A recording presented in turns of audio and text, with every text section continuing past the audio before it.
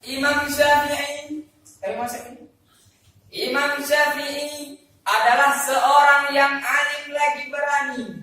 Kecerdikan yang dia miliki membuat seluruh Yahudi tergeleng-geleng. Dikarenakan kepintaran yang dia miliki bukan kaleng-kaleng. Di dalam kitab Daulatul Murabitin, Imam Syafi'i mengatakan, tamarrab anil awtani, tinggalkan negerimu, tinggalkan kampung halamanmu, fi talabil ula, untuk mencari keluhuran. Wasafir, dan mengembarlah ilmu pengetahuan, sekalipun wa in qila fil asfari dullun wa urbatun wa qata'un fayafin wa kisar sadai.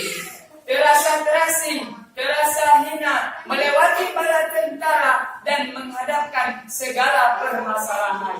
Namun para adik-adik yang kami cintai, jika dia melewatkan segalanya dengan penuh kesabaran, keyakinan, kesungguhan, semuanya insya Allah akan menjadi termudahkan. Kenapa? Wal jiddu yaftahu kulla babin mufradin. Kesungguhan dapat membukakan segala pintu yang telah terkuncikan. Betul anak-anak?